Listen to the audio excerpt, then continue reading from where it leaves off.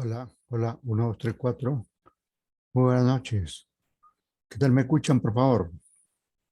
Buenas noches, profesor. ¿Se escucha bien? Gracias, muy amable, muy Buenas amable. noches, profesor. Sí, sí, gracias, muy amable. Ahí vemos ahí al delegado Chambillo.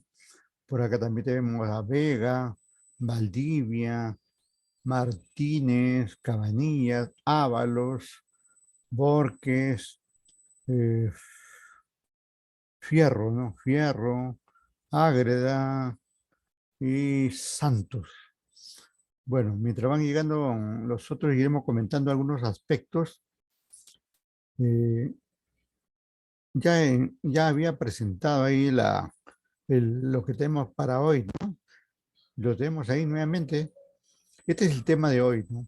El contrato de compra-venta internacional. Contrato de compra-venta internacional. Pero antes de entrar de lleno a este contrato, ¿qué tal si hacemos un pequeño repaso ahí de lo que estuvimos viendo la semana pasada, ¿no? Yo le voy preguntando y a veces, y ustedes utilizando su micrófono, a ver me- si me, si me van contestando, por favor, ¿eh? Indistintamente, quien tenga la respuesta, ahí para ir haciendo esa retroalimentación correspondiente. Miren, la semana pasada vimos este tema de por ejemplo, la productividad. ¿Alguno de ustedes tiene algún concepto así de lo que entendió de la productividad? Profesor, buenas noches. Ágreda, sí, es la capacidad de competir, de poder ser competitivo. Ajá, sí, es la capacidad que va a ayudar, ¿no? Que va a ayudar a tener una mayor competitividad. Correcto, correcto. En forma más directa, digamos, esta productividad consiste en hacer cada vez la cosa mejor, ¿no? Porque producir puede producir cualquiera, pero productividad viene, digamos, de sacarle el máximo provecho a cada uno de los recursos que se utilizan, ¿no? Hay algunos autores, por ejemplo, que establecen una relación, ¿no? Entre insumos utilizados y productos obtenidos, ¿no? En la medida que utilicemos menos insumos, o en todo caso lo utilicemos mejor, vamos a tener una mayor productividad, ¿no? Y efectivamente está alineada directamente con la competitividad, ¿no? Lo que queremos, por ejemplo, para un país, para una empresa, para las personas mismas, ¿no? Que somos nosotros, cada uno de nosotros. En la medida que seamos más productivos, vamos a ser más competitivos. Ahora, otro concepto que estuvimos viendo la semana pasada fue justamente esto de la competitividad, ¿no? ¿Y qué entendemos? ¿Qué entendemos por ahí? ¿Algunos de ustedes tienen una opinión sobre la competitividad así en términos sencillos, ¿no? Sin buscar diccionario, ni libro, ni Google, nada. Lo que se Sí, entendió. profesor, ¿podría opinar? Sí, sí, Según adelante. lo que nos comentó la clase pasada era que competitividad es imponerse a los demás. Exactamente, ¿no? Correcto. Esa es una palabra, digamos, que encierra todo, ¿no? Porque solamente el que es mejor se impone a los demás. Solamente el que vende mejores productos se impone a los demás. El que atiende con mayor prontitud a sus clientes eh, es el, mm, es el más competitivo, ¿no? El que hace, digamos, más viable, más dinámica, más pronta la cadena de suministro y por ende la logística finalmente va a resultar más competitivo. Y con eso, como usted dice, acertadamente se va a imponer a los demás. Y esa imposición no solamente existe en las empresas, ¿no? Existe también en las personas y existe en el país, porque incluso el tema que tratamos era la competitividad del país, ¿no? Entonces, debemos apuntar en esos tres frentes, ¿no? En que nosotros o cada uno de nosotros, cada ser humano sea cada vez más competitivo, ¿no? que las empresas igualmente sean más competitivas, ¿no? Y que el país sea más competitivo, porque en la medida que logremos eso, nos vamos a imponer a otros países, ¿no? A otros países. Y vamos a hacer más comercio internacional, más exportaciones, y con ello ganamos más divisas, más fuente de empleo, se mueve más nuestra economía y se mueve todo, ¿no? Con esto de la competitividad. Otro tema que estuvimos viendo entre varios fue esto de la filosofía HIT. Algunos le llaman estrategia HIT, filosofía HIT, técnica HIT, que no es otra cosa que el justo a tiempo. ¿En qué consistiría, por ejemplo, en términos de logística, la aplicación de esta estrategia de justo a tiempo? ¿Me pueden indicar, por favor?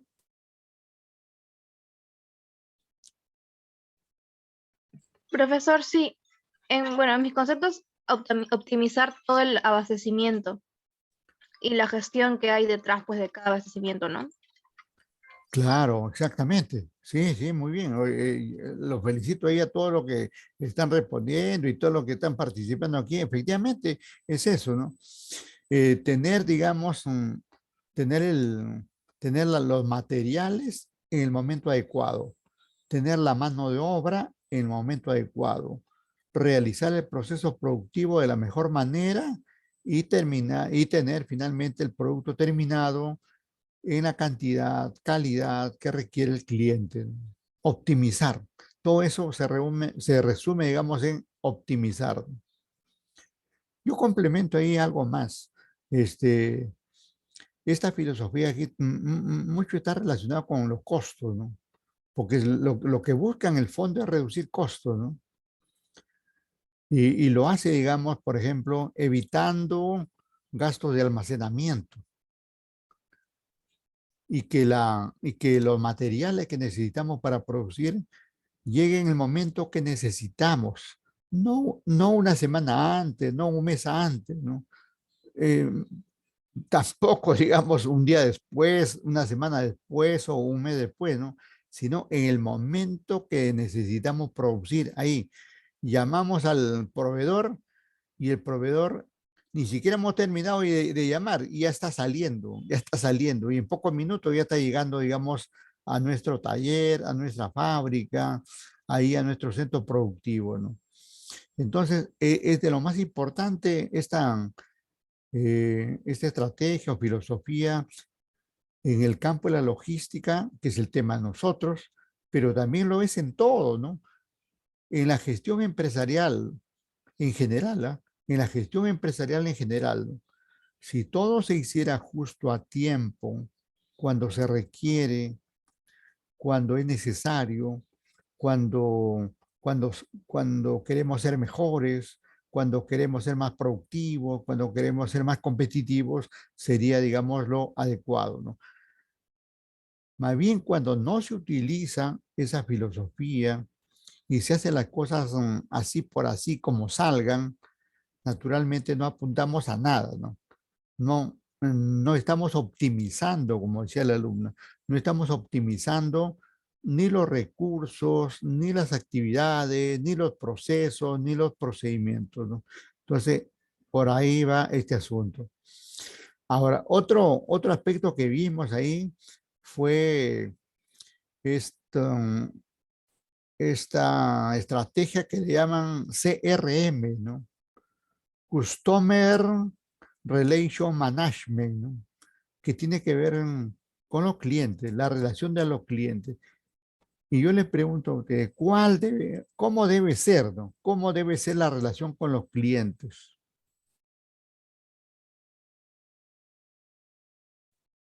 Fluida. Exacto, esa es una expresión fluida, permanente, fluida, adecuada, de respeto mutuo, totalmente informativa, ¿no? Siempre mantenerlo en contacto, ¿no? Siempre mantenerlo en contacto y ganarlo, ¿no? Miren, en esta estrategia CRM, como un preámbulo se analiza, digamos, el alto costo que significa tener un cliente, Y por lo tanto, justamente la creación de esta estrategia es para no perder al cliente, dado el alto costo que significa tenerlo. Por lo tanto, digamos, debemos procurar conservar al cliente el mayor tiempo posible, toda la vida. Más allá de lo que existe una empresa, ese cliente debe recordarnos. Posiblemente nuestra empresa tenga que cerrar algún día, liquidarse algún día, porque así son los negocios también, pero ese cliente debe mantener, digamos, ahí en su mente el, que existió un día una empresa que vendía tal producto, prestaba tal servicio y que lo hizo en las mejores condiciones. Hablando de mejores condiciones, también otra palabra que encierra ahí es la satisfacción, como la semana pasada una alumna, un alumno comentó, ¿no? Que con eso se busca satisfacer al cliente. Claro, hay que tenerlo totalmente satisfecho al cliente, ¿no? Porque el cliente es el que va a traer los recursos, ¿no? Los proveedores nos llevan los recursos, ¿no? Los trabajadores mismos se llevan los recursos, ¿no? Porque hay que pagarle un sueldo, hay que pagar seguridad social, etcétera, etcétera, ¿no?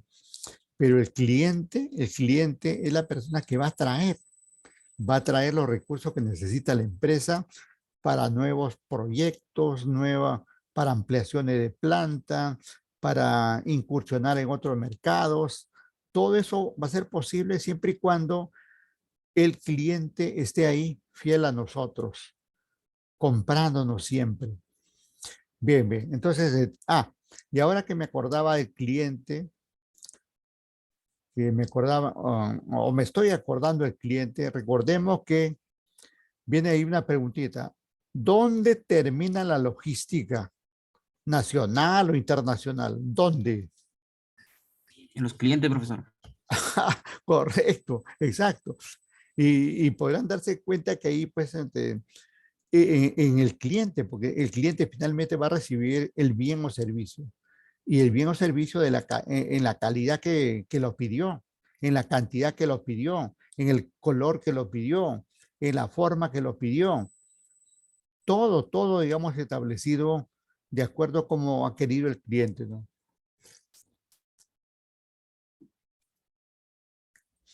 Bien, bien. Entonces, si la logística termina en el cliente, ahí viene otra repregunta. ¿Y dónde comienza? Proveedores. Correcto, correcto. Ahí, ahí comienza con la interrelación para comprar los materiales, ¿no? Los materiales correspondientes, llámese materias primas directas, indirectas, o materiales directos o indirectos, y ahí comienza, ¿no? Ahí comienza. Bien, bien, entonces, eh, veo que ustedes están repasando, viendo, internalizando todos los términos y los felicito de antemano por esa situación. Ahora sí, vamos a esto del contrato de compra-venta. ¿Qué vamos a hacer con esto? Primero ahí tenemos el índice, ¿no? Entender qué cosa es este contrato de compra-venta, ¿no? La relación que existe entre el contrato de compra-venta y la logística internacional, ¿no? Ver, digamos, cómo entra en juego el contrato en el plan logístico operativo, ¿no? Recordemos que todo lo que se lleva a cabo especialmente a nivel internacional, tiene que contar con este contrato de compra-venta, ¿no? Algo más, el comercio internacional formal, quiero decir, ¿eh? Porque hay también un informal, ¿no? Que finalmente es el contrabando, ¿no? Pero hablamos, digamos, del comercio internacional formal, legal, en el marco de la Organización Mundial de Comercio, OMC, ¿no? Todo eso se lleva a cabo en el marco del contrato de compra-venta. Pero hay que tener en cuenta que cuando hablo de contrato no estoy hablando de uno solo, ¿no?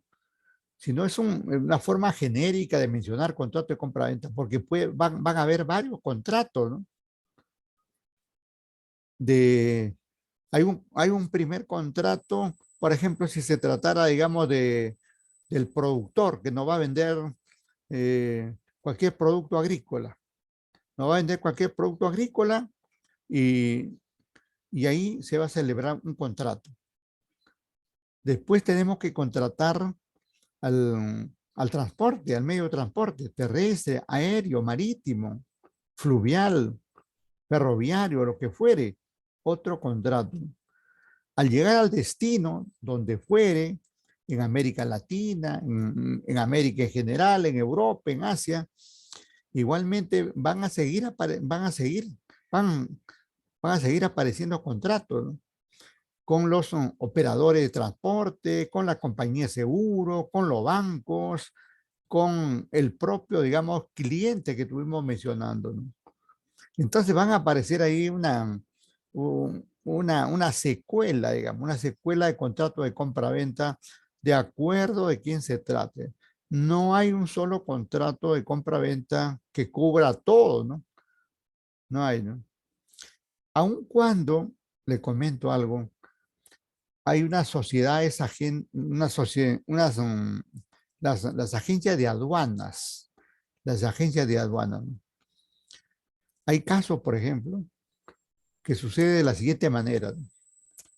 Yo soy un agroindustrial y quiero que mis productos lleguen a Estados Unidos, lleguen a Europa, pero yo como tal no conozco, digamos, a la empresa aérea, ni al transportista, ni conozco de cadena de frío y todas esas cosas que deben darse. Entonces, ¿contrato con quién? Con la agencia de aduana. Y es la agencia de aduana que se encarga de todo, de todo. Porque estas agencias de aduana tienen acá en el país, tienen otras empresas con las cuales trabajan. Y a nivel internacional también tienen sus contactos. Y entonces, estas agencias de aduana, si bien es cierto, es un ente burocrático, y que va a cobrar comisión y fuerte comisión, porque de eso se trata, ¿no? De eso se trata, pero sin embargo, digamos, te da una mayor seguridad para que tus bienes lleguen, digamos, en la fecha oportuna que te ha pedido tu cliente, ¿no? Hay mucha participación de las agencias de aduana. Es más, es la que hacen todo, ¿no? Es la que hacen todo, directa o indirectamente. Cuando hablo directamente es que yo contrato con la agencia que me haga todo. E indirectamente, cuando digo indirectamente es que no hago que haga todo, sino que hay alguna fase del proceso que lo realizo yo como empresa, porque de repente yo tengo mi flota de transporte, porque yo de repente tengo también mis contactos, ¿no? Pero aquellas situaciones donde no tengo con qué hacerlo, recurriré a la agencia de aduanas, ¿no? Y estas agencias de aduanas, como comenté, es un símil de las sociedades agentes de bolsa, un símil de las sociedades agentes de bolsa. En bolsa, en el mercado bursátil, ¿no? Cuando uno quiere hacer una transacción de compra, de venta, acciones, bonos, no lo puede hacer directamente, ¿no? Sino tiene que hacerlo a través de la agencia de aduana. Y al final, digamos, el comprador tiene su agencia y el vendedor tiene su agencia. Y luego las agencias se encuentran ahí y son las agencias las que negocian. Así sucede en el mercado bursátil y también en gran parte aquí en el comercio internacional, ¿no? Porque tiene sus complejidades. Hay mucho tecnicismo en esto del comercio internacional. No es como, digamos, acá a la interna, donde yo sé que de aquí a 20 cuadras hay un proveedor y agarro mi taxi o voy caminando y le compro. Y si quiero lo traigo en el hombro, los bienes o ocupo, digamos, ahí un vehículo que lo traiga y que lo contrato yo directamente y pum, pa, y ya tengo los bienes, ¿no? Acá no sucede así, es más formal, ¿no? Es más formal, se trata, digamos, de largos trechos, de un continente a otro, hay que pasar 2, 3 océanos y los riesgos que todo eso implica. Y entonces se hace necesario la participación de estas agencias de aduanas. También tenemos este tema del diagnóstico empresarial para formular un plan logístico operativo. El punto de partida es hacer un diagnóstico. Y luego sobre ese diagnóstico podemos hacer un pronóstico. Y luego definir qué actividades logísticas se van a llevar a cabo, ¿no? Esto del diagnóstico y pronóstico que estoy comentando aquí le va a servir de mucho para que ustedes puedan hacer su trabajo final. Porque recuerdan, las primeras semanas estuvimos hablando de este diagnóstico y de este pronóstico. Que como parte de hacer su trabajo final, lo primero que tienen que hacer ustedes es hacer su diagnóstico. ¿Cómo está la empresa? ¿Qué compras? ¿Qué vende? ¿Qué proceso productivo se te lleva a cabo, no? Y luego ya hacer un pronóstico. ¿Podemos vender a Estados Unidos? ¿Podemos vender a Europa? ¿Qué podemos vender a Estados Unidos? ¿O qué podemos vender a Europa, Asia o a cualquier país del mundo, ¿no? Bien, siempre pues hay una evaluación en esto semanalmente y lo estamos cargando ahí a la plataforma respectiva. Se realiza también las conclusiones acá, a veces no gane tiempo, pero ahí están las conclusiones para revisarlo y siempre la invitación a utilizar la bibliografía correspondiente, ¿no? Los objetivos que están aquí están relacionados con cada uno de los temas que acabo de indicar, ¿no? Y en general procuran, digamos, conocer, comprender, aplicar, digamos, aplicar especialmente ese contrato de compra-venta internacional y ese plan operativo de logística de una empresa importadora, exportadora, ¿no? Y comienza aquí el contrato de compra-venta. Antes de ver este concepto que tiene sus partes ahí para comentar, yo quiero que compartamos ahí un video para que vean, digamos, ahí cómo se lleva a cabo la logística internacional desde un punto inicial hasta que llega al cliente. Como ustedes han dicho, del proveedor al cliente. Y vamos a ver cómo va pasando. Y en todo ese trayecto, se van a dar estos documentos, este documento de compra-venta. De todas maneras va a estar uno o más contratos de compra-venta. Entonces, a ver, un ratito hacemos ahí un corte para ir a ver ese material y luego retornamos a desarrollar esa parte teórica, ¿no? Un ratito que está cargando ahí. Papá. Bueno, ya está. Ya lo tenemos ahí. Ahora vamos por acá.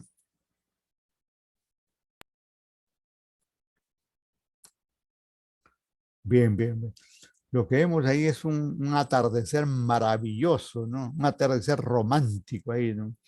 Pero en primer plano tenemos los aviones que juegan un papel importantísimo esto de la logística internacional, tanto como los barcos y otros vehículos. Pero barcos y aviones están ahí, especialmente en el comercio internacional. Entonces, nos vamos aquí del primer segundo con este material.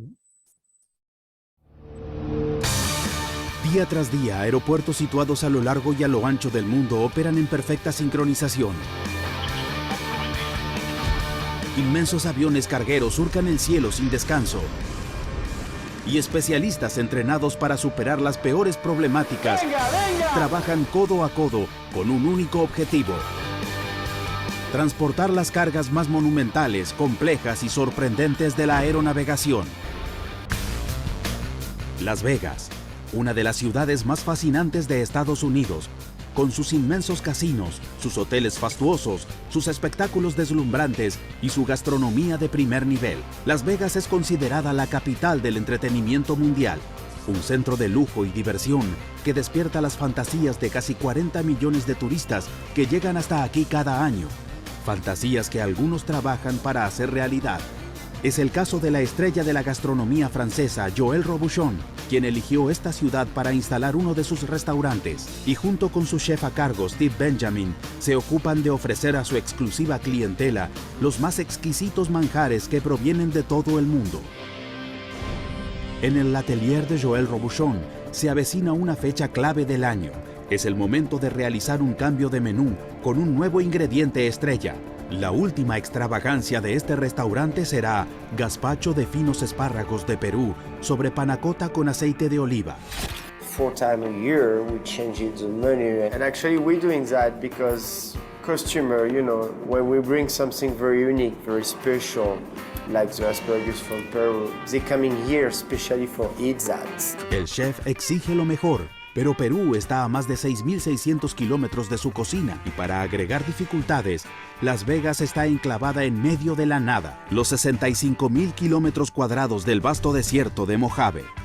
Es factible que el chef cuente con una buena cantidad de espárragos frescos recién cosechados en Perú en solo 48 horas. Parece una apuesta tan fuerte como las que se hacen en los casinos de Las Vegas Strip.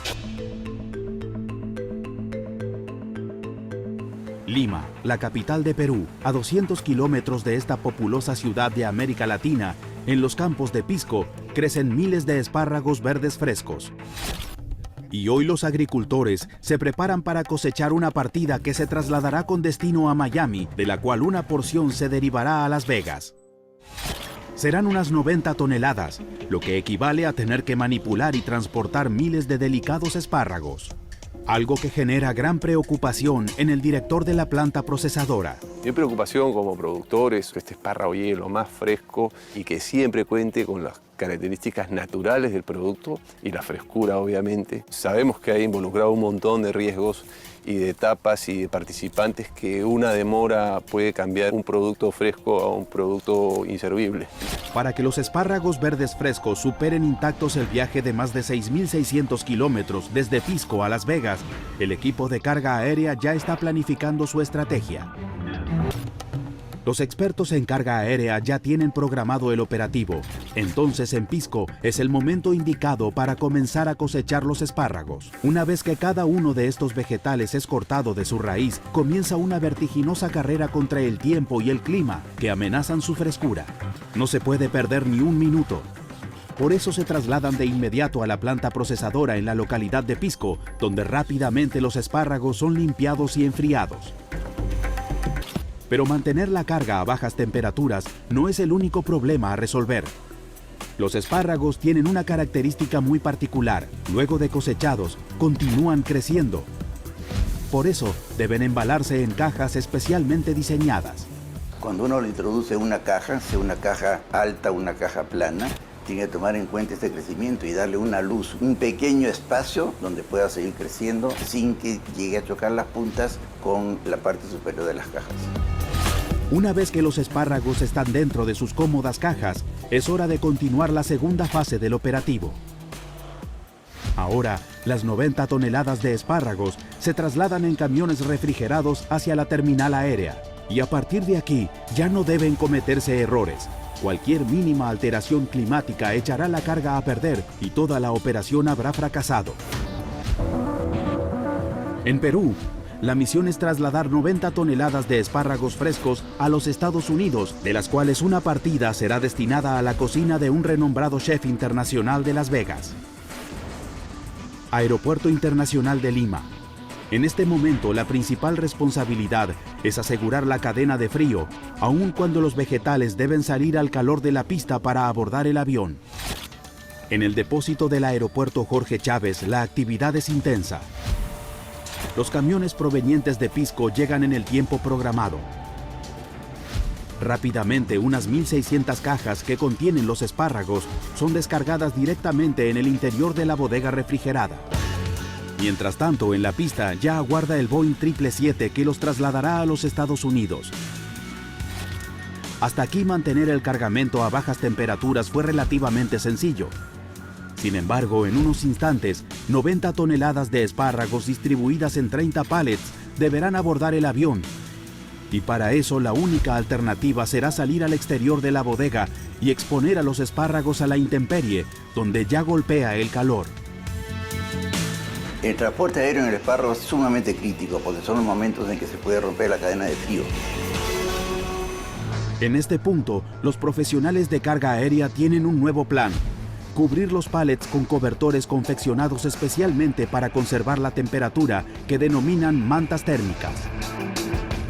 El material es un material sintético. La función que cumplen las mantas térmicas es básicamente impedir que la temperatura externa ingrese al pallet de espárragos. Y a su vez, lo que hace primero es hermetizar la temperatura de espárragos.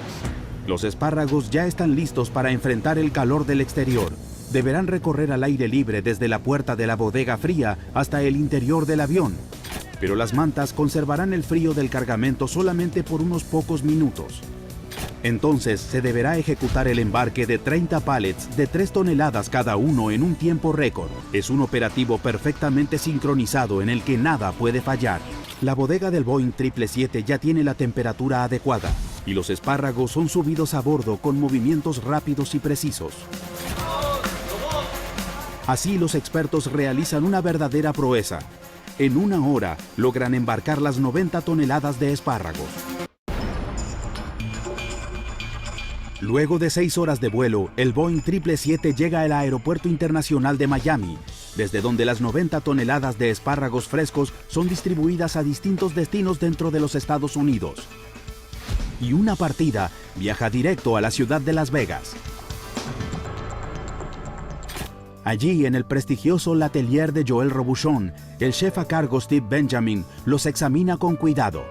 Si encuentra alguna imperfección, los rechazará sin remedio. What we really want to see is the top tips of the asparagus. Perfect. Los espárragos son aprobados por el exigente chef y ya pueden formar parte del nuevo menú de este afamado restaurante. It's really good. Hace 48 horas, cocinar en Las Vegas con espárragos frescos de Perú parecía una apuesta difícil de ganar. Sin embargo, hoy están aquí, convertidos en deliciosos platos de alta cocina, gracias al trabajo preciso y coordinado de los expertos en cargas imposibles. Ajá. Aviones cargueros surcan el cielo. Entonces podemos ver ahí todo lo que hay que hacer para llevar a cabo la logística correspondiente, ¿no? Desde la chacra hasta la olla, ¿no? Y pasando, digamos, por distintos medios de transporte, cadena de frío, todas esas mantas térmicas, todo un conjunto de cuidados, ¿no? Que debe tenerse en cuenta para que llegue, pues, en las mejores condiciones, ¿no? Y si no llegan a las mejores condiciones, no son recibidos. Y todavía estos chefs franceses son recontra exquisitos, ¿no? Entonces, las condiciones se dan y permiten, digamos, que el espárrago llegue a su destino y finalmente termine en los paladares de la gente. Hablando de los espárragos, la gente pues lo toma como un manjar muy exquisito, ¿no? Cosas que aquí en el Perú ni siquiera le hacemos caso, ¿no? Gran parte ni siquiera le hacemos caso, ¿no? Cosas que pasan así. No sé si ustedes tienen un comentario, por favor. Hola. Profesor, sí, bastante interesante cómo es que tienen que, bueno, mantener pues toda la logística, iniciando pues desde los cultivos en Ica, si no estoy mal, Sí, y sí. luego Pisco. mantener la cadena de frío y luego llevarlo pues a distintas partes, desde Estados Unidos a distintos restaurantes y que estos pasen pues la calidad como en el caso del chef, ¿no? Porque por una Interesante. sola, o sea, unos minutos tal vez mal utilizados, todas esas toneladas podrían haber sido perdidas. Sí, se podría malograr, ¿no? Incluso, no sé si escucharon esa característica que los espárragos, pese a que están cortados, sin embargo, en las cajas siguen creciendo.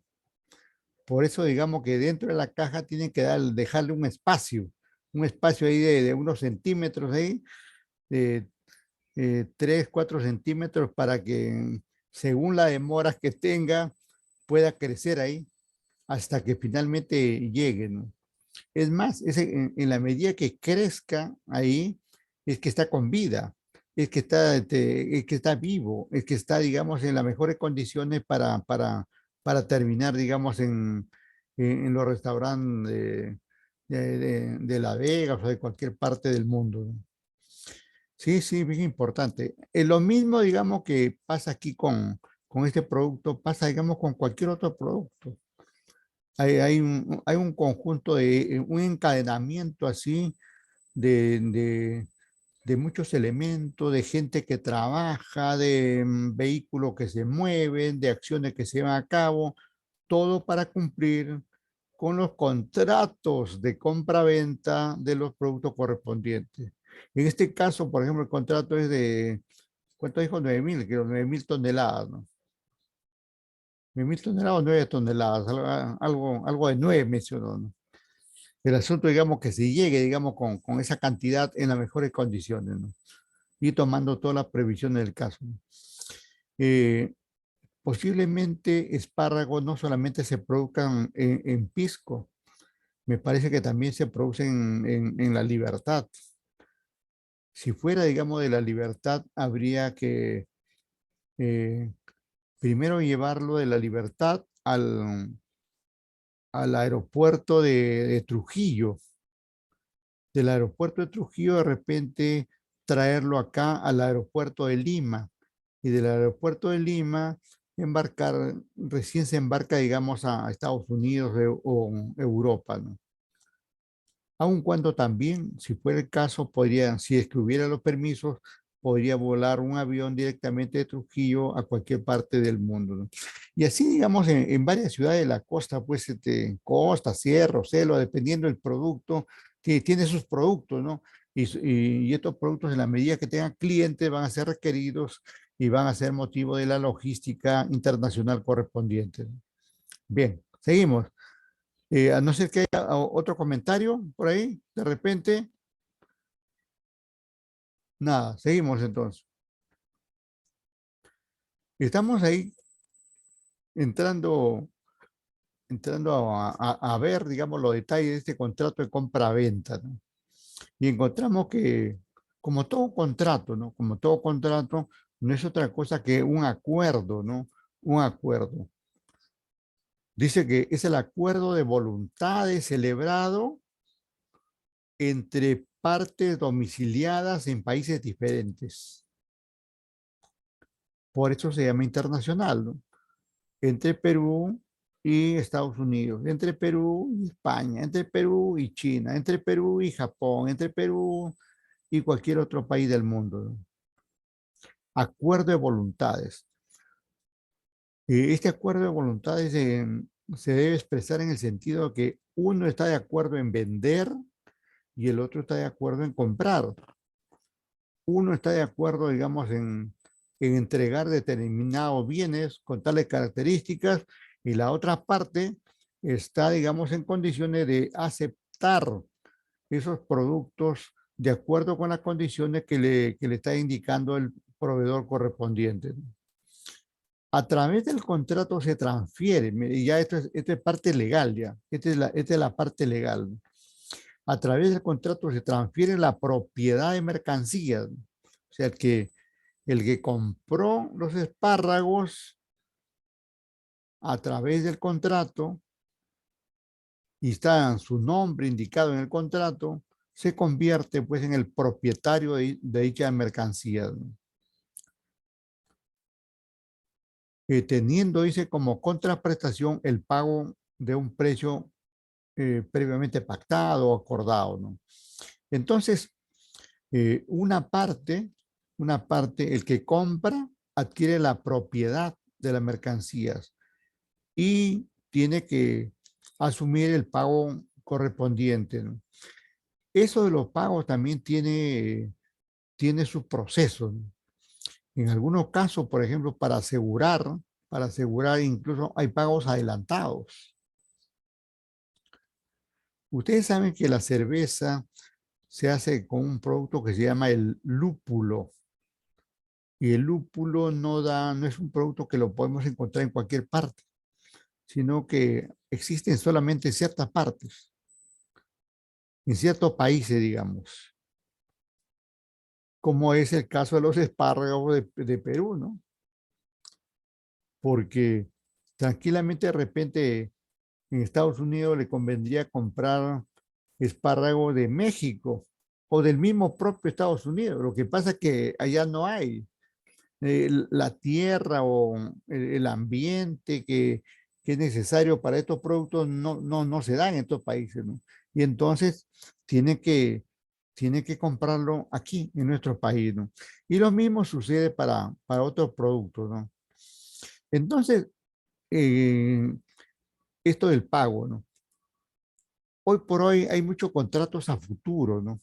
Y entonces hay casos donde empresas norteamericanas, empresas europeas o de cualquier otra parte del mundo te compran con anticipación. Te hacen una compra a futuro, ¿no? Te hacen una compra a futuro. Ni siquiera sembrado el producto, pero ya se hizo el contrato para que cuando se obtenga el producto le entregues a ese proveedor, ¿no? Eso pasa con este lúpulo, ¿no? Y todas las empresas cerveceras, ¿no? Que celebran anticipadamente contrato de suministro, así se llama, contrato de suministro, ¿no? Este contrato de suministro permite, digamos, abastecer, abastecer al comprador o cliente en las fechas correspondientes, ¿no? Porque ese cliente ya compró anticipadamente, ¿no? Muy aplicable en el mundo internacional, esto de los contratos a futuro, ¿no? Y muy aplicable en el caso de los cultivos, ¿no? Trigo, maíz, esto de los espárragos, páprica y otros cientos, miles de productos que según el caso requieren los clientes, ¿no? Entonces recordemos aquí acuerdo de voluntades, porque es como cuando posiblemente ninguno de ustedes sea casado, como yo. Cuando uno se casa, hay está digamos el, el- el matrimonio, que no es otra cosa que una suerte de contrato y que en el fondo es un acuerdo de voluntades, donde uno se compromete a convivir, a vivir, digamos, con otra persona. Y la otra persona igualmente con uno. Lo mismo pasa aquí en este campo de los negocios. Hay un contrato y en cada contrato, cualesquiera que fuere, hay un acuerdo de voluntades. El comprador acepta las voluntades del vendedor y el vendedor acepta las voluntades o los requerimientos de la otra parte, ¿no? Y por eso que se lleva a cabo, ¿no? La diferencia está, digamos, que esto se lleva entre partes, entre partes domiciliadas en distintos países. Esa es la diferencia, ¿no? Pero como contrato es igual a cualquier contrato de compra-venta nacional. La diferencia está que se da en países diferentes. Y además, otro dato importante es que entra de por medio los famosos Incoterms. El otro día creo que estuve comentando los famosos Incoterms. ¿Y qué se escribe así? Que ustedes pueden buscarlo en las redes, ¿no? Incoterms. Incoterms. Son varios términos que resumen las actividades que se van a llevar a cabo justamente a través de los contratos. Y entonces vamos a encontrar ahí un contrato a nivel FOB, FOB, a nivel CIF, CIF, ¿no? Y así, digamos, otros 5 términos que se relacionan con el comercio internacional, ¿no? Y eso funciona solamente a nivel de comercio internacional. A nivel local no tiene que ver, ¿no? Porque los 5 términos se traducen como términos de comercio internacional, ¿no? Y estos han sido definidos o son actualizados incluso permanentemente, ¿no? Por la Organización Mundial de Comercio.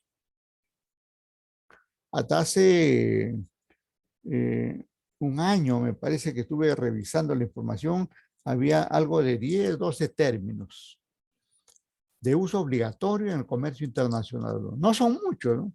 No son muchos, pero cada uno tiene, digamos, un significado relacionado con la transferencia de bienes respectivos, ¿no? ¿Algún comentario, por favor? Nada, seguimos. Profesor, disculpe, ¿podría comentarnos acerca de qué términos abarcan los 5 términos? Claro, como por ejemplo le acabo de indicar esto de los de FOB, ¿no? FOB, CIF, entre otros.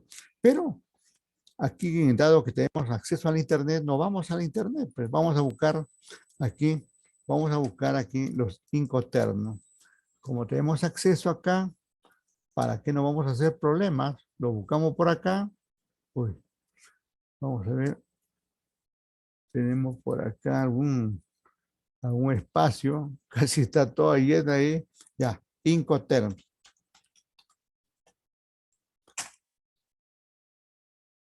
Y ahí está, miren.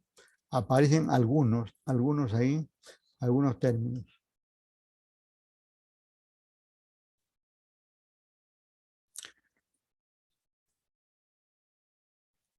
Ahí, por ejemplo, podemos poder ver a la vista, y yo mencioné, por ejemplo, FOB,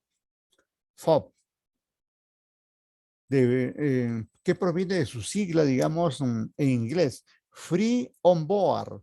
Significa, digamos, una actividad inicial en relación con el proveedor. En cambio, por ejemplo, este término ya más completo, este término CIF, vamos a ampliarlo aquí. Ahí me parece que está mejor. No se ve, profesor. Ahora se ve, ¿no? Ahí tenemos, por ejemplo, esto de CIF, el CIF, que hace Aún no. referencia. Parece que no está compartiendo pantalla. Ah, ya ahí comienza el asunto. Ya. Sí. Ese era el asunto, ¿no? Ya, ahora sí. Buen punto. Bueno, le decía que ahí sí estoy compartiendo, ¿no es cierto? Gracias, gracias. Primero tenemos, digamos, ahí, podemos ver ahí un conjunto de dibujitos, ¿no? De dibujitos que hacen referencia a los vehículos, a ciertas grúas, el barco, el avión y todo lo que interviene en el comercio internacional, ¿no? Y entonces estos son los términos que actualmente están vigentes, ¿no? Por ejemplo, tenemos 1 y 3 son 4, 8, 9 y 2, 11 términos, ¿no? Y cada uno, digamos, con un significado. Las siglas provienen de su nombre en inglés, pero cuyo significado lo podemos ver acá, lo podemos ver aquí. Por ejemplo, esto de CIF, que significa, digamos, costo, seguro y flete, ¿no? Y así, digamos, en el caso de FOB, por ejemplo, que significa, digamos, dice, bajo sus condiciones, o sea, es una compra bajo sus condiciones. Los riesgos de pérdida o daño de la mercancía se traspasan al comprador, ¿no? tiene que ver con ese manejo, ¿no? Este término también ex-work, que tiene que se relaciona, digamos, ex como una suerte de fuera de la fábrica, fuera de la fábrica, ¿no? Y acá nos indica, en este Incoterm, el vendedor se limita a poner la mercancía a disposición del comprador en la puerta de su almacén y de ahí ya no asume ninguna responsabilidad. Podemos ver que estos términos tienen mucho que ver con la responsabilidad, ¿no? ¿Hasta dónde te llevo? ¿Hasta dónde te ayudo? ¿No? En este caso, ex-work tiene que ver, digamos, de poner la mercadería en la puerta de la empresa proveedora y de ahí para adelante el comprador asume todo, ¿no? Si le roban, si, si, si se deteriora la mercancía, ya es responsabilidad del comprador, ¿no? En cambio, los otros, muy utilizado este término SIF, ¿no? Por ejemplo, miren, dice, en este caso la empresa, miren, en este caso la empresa vendedora, o sea, el proveedor del exterior, en este caso la empresa vendedora entrega la mercancía a bordo del buque, a bordo, ya no en la puerta, ya no en medio camino, ¿no? Sino a bordo del buque o avión que lo va a trasladar finalmente, ¿no? Y debe contratar y pagar los costos, todos los trámites aduaneros y el flete hasta la puerta de destino, ¿no? Entonces, miren, en este Profesor, caso, diga. disculpa que le interrumpa. En este caso es más común con motos, esa clase de vehículos, ¿no? Mototaxis. Bueno, entiendo que, por ejemplo, para que lo trasladen a Perú, en China o, bueno, en lugares donde venga o lo fabriquen, bueno, viene el CIF y lo dejan en el buque, ¿no? Y del buque creo que tienen que pagar para que luego llegue, o sea, hasta Lima, entiendo, o hasta Perú y después Sí, pasar a aduanas, creo. claro, así va, pero depende, digamos, el tipo de término que se ha utilizado, ¿no? Como en este caso, si es una compra a CIF, incluye el costo de la mercadería, el seguro para que llegue la mercadería en buenas condiciones a destino y el flete también que trae, digamos, la mercadería. Por eso dice aquí, en este caso la empresa vendedora entrega la mercancía a bordo del buque y debe contratar y pagar los costos, todos los trámites aduaneros y el flete hasta el puerto de destino. De alguna forma, digamos, un contrato con CIF resulta, digamos, más adecuado, ¿no? Más adecuado. Especialmente cuando uno no conoce no conoce compañías aseguradoras, no conoce compañía de transporte, eh, más vale, digamos, hacerlo con este Incoterm, CIF, ¿no? Con este Incoterm, como tú dices, viene de la China con todos los bienes, cualquiera que fueren, llega al puerto, hasta el puerto de destino, hasta el Callao, ¿no? De ahí ya bajarlo, almacenarlo y lo que venga ya es esa cuenta, digamos, del comprador, ¿no? De alguna manera, este término nos da un poquito más de seguridad, ¿no? Pero repito, entonces, retornando, digamos, al término del contrato, estos términos van a estar en el contrato y por eso, digamos, que es necesario conocerlos, ¿no? Conocer estos términos porque van a estar formando parte de la literatura del contrato y por lo tanto, si no conocemos, podríamos, digamos, podríamos comprometernos como compradores, podríamos estar asumiendo más responsabilidades que la que nos compete, ¿no? Entonces, Lo que hay que buscar aquí es asegurar que la mercancía llegue de todas maneras aquí al mercado nacional.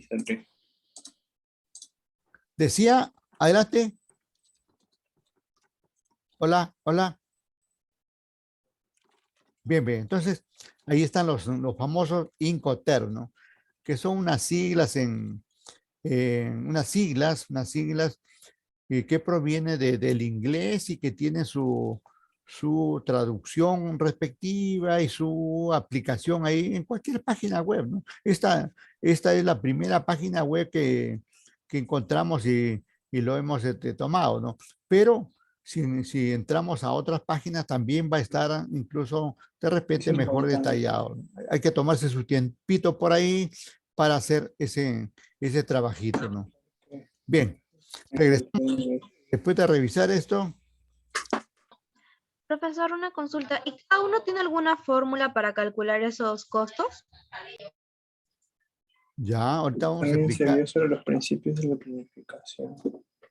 Ya, ahorita vamos a explicar eso de la fórmula. Igual que le estaba diciendo. Todo tiene que ver, digamos, de qué se trata, ¿no? Todo tiene que ver de qué se trata, ¿no? Por ejemplo, el caso del CIF, ¿no? El caso del CIF, que incluye el costo, seguro y flete. El costo va a ser de acuerdo con la cantidad de mercaderías y qué mercadería estoy comprando, ¿no? Por ejemplo, si compro en la China, si compro 1000 celulares,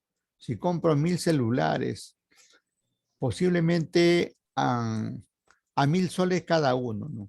Entonces, estoy hablando ahí que el costo sería 1.000.000 de soles.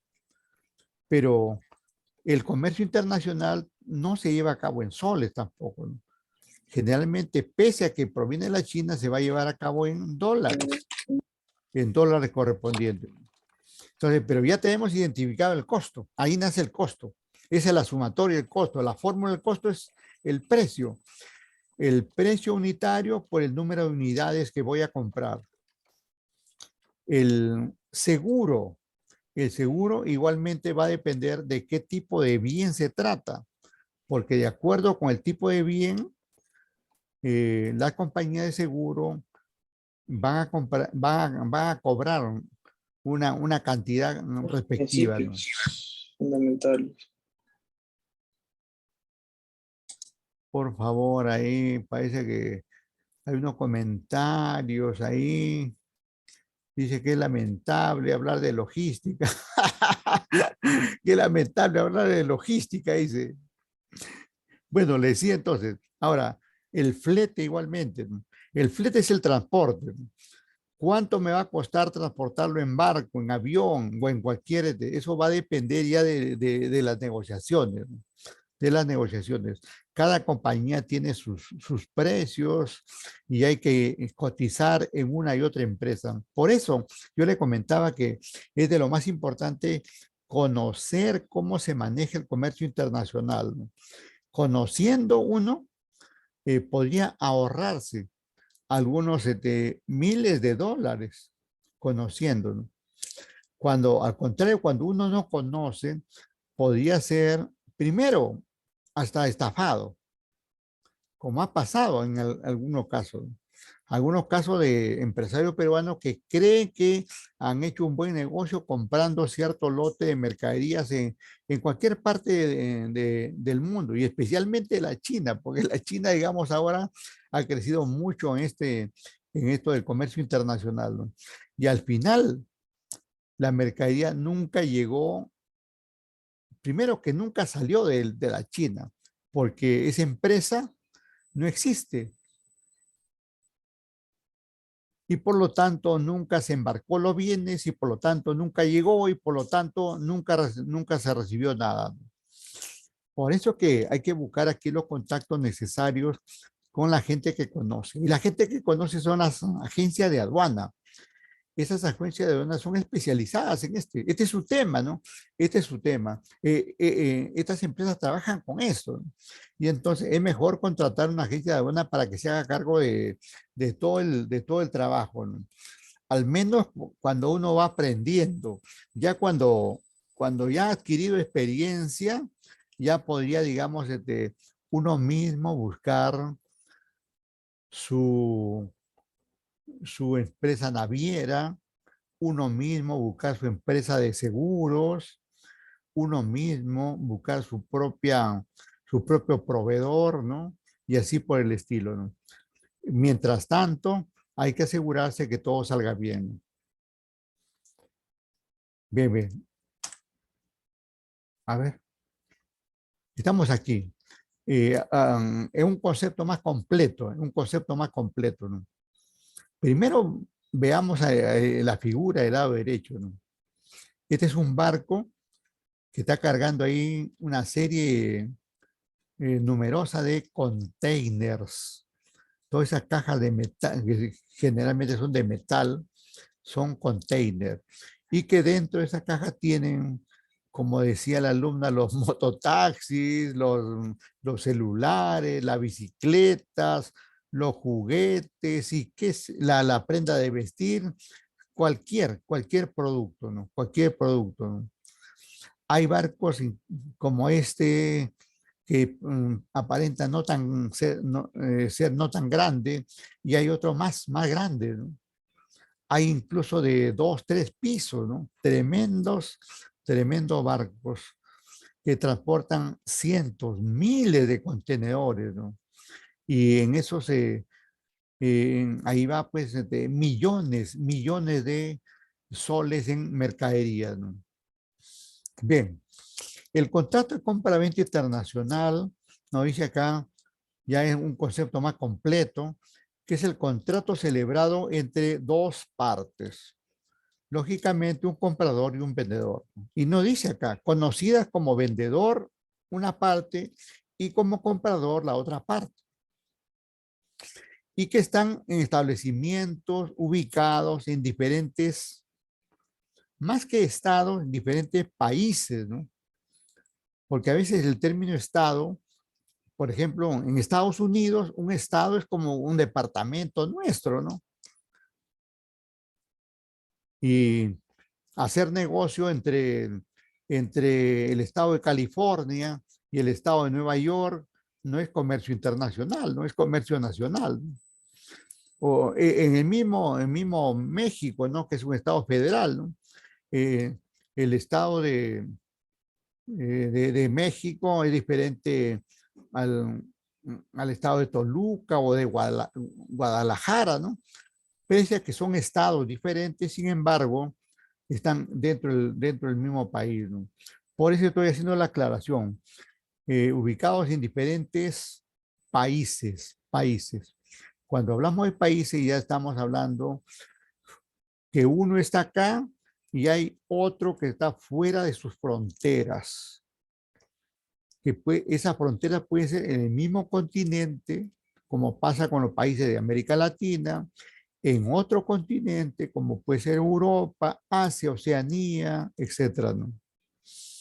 Además agrega, dice, por virtud de la cual, o sea, ¿para qué sirve? Por virtud de la cual la primera persona que interviene, o sea, el vendedor, la primera se obliga a entregar unas mercaderías, también llamada mercancías, ¿no?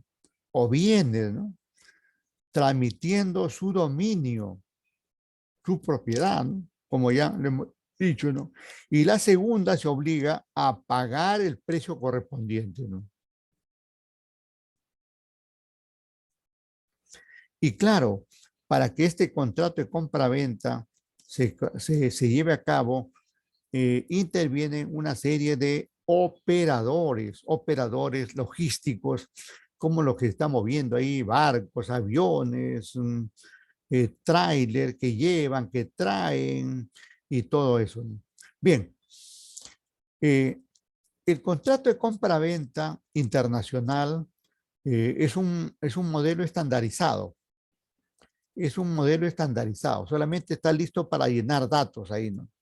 ¿Y por qué estandarizado? Porque proviene, como hemos dicho, de la Organización Mundial de Comercio. Esta es la organización que ha creado ha creado este documento de compra-venta internacional para asegurar que las partes, vendedor y comprador, tengan, digamos, las seguridades de que uno va a entregar la mercadería y otro va a pagar el precio correspondiente, ¿no? Ahora, yo pregunto, acá habla de dos partes, pero ¿podrían haber otras partes? ¿Qué dicen ustedes? ¿Podrían haber otras partes? O sea, no solamente dos, sino tres, cuatro.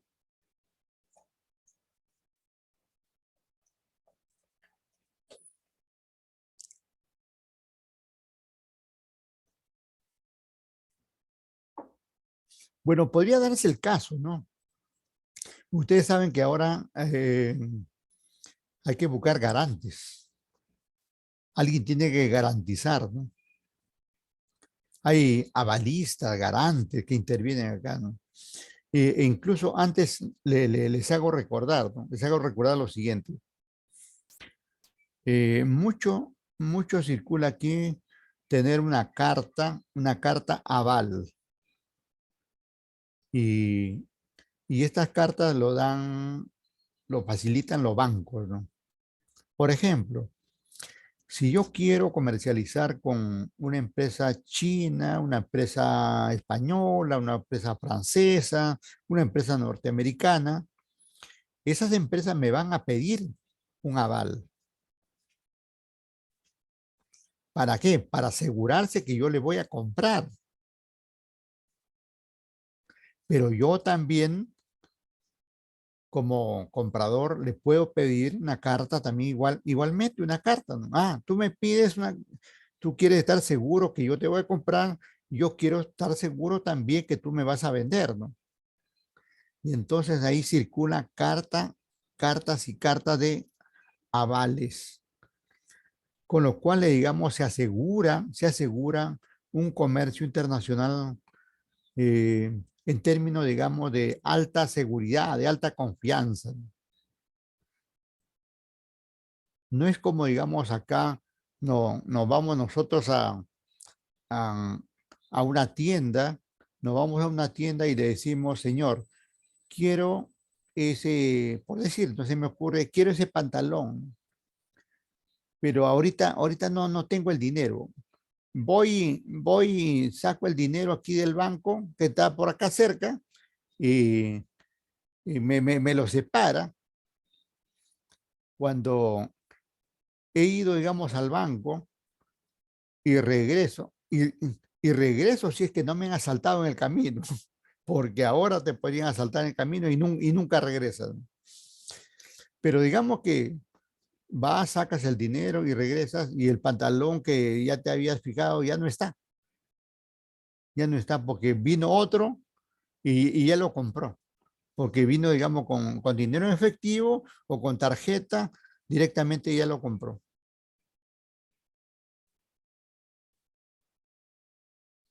¿Qué hubiera pasado, digamos, que si al fijarme una prenda y le dejo algo, un dinero, y me dan un documento como un pago a cuenta y voy a traer el resto de dinero ese día o mañana o pasado, de acuerdo con lo que convengamos ahí entre las partes, en ese caso sí ya estaría asegurado, ¿no?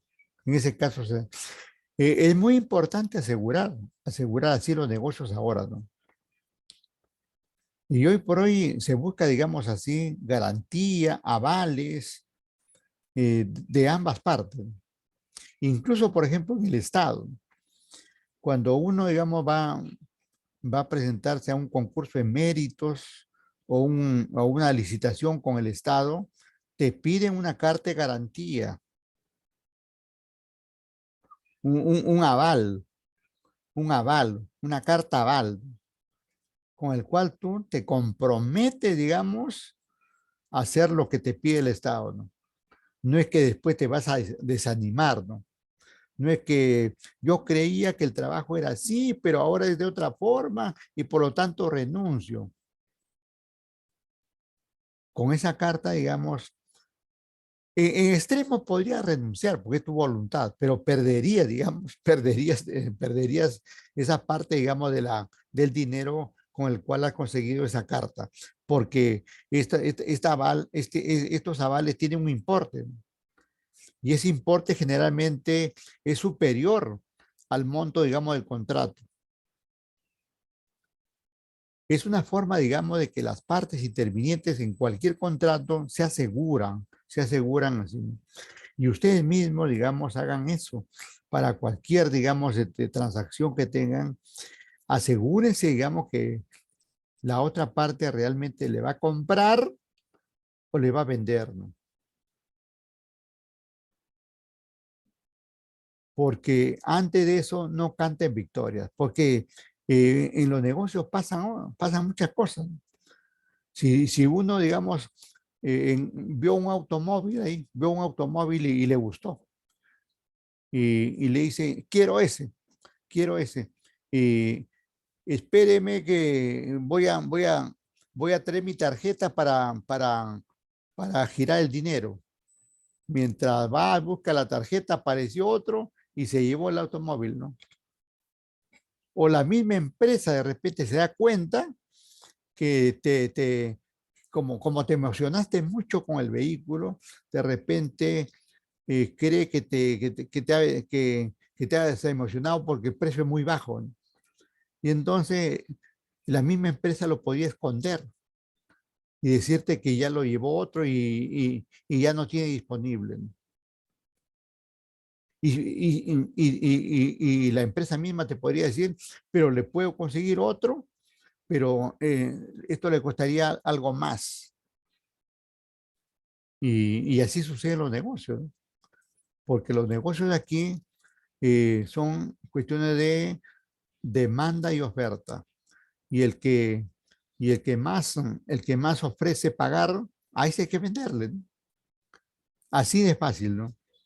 Aunque los otros que te han ofrecido menos sea tu familia y todo, negocios son negocios, ¿no? Hay que asegurarse ahí, ¿no? Entonces ya tenemos ahí el concepto más claro, más detallado de lo que es el contrato de compra-venta internacional, ¿no?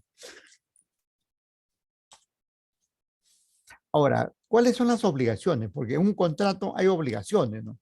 En un contrato hay obligaciones para las partes, ¿no? Alguien, una parte tiene obligaciones y la otra también. El vendedor tiene obligaciones y también el comprador. Ah, pero también, si tiene obligaciones, también tiene derechos, ¿no? Tengamos en cuenta eso. Si hay obligaciones, también tiene derechos. Pero antes de ver esas obligaciones y esos derechos, no sé si concuerdan conmigo, hacemos un paréntesis y estamos regresando a las 9, previo un break, ¿sí? Sí, ingeniero. Quedamos entonces. Regresamos a las 9. Ok, profesor. Gracias.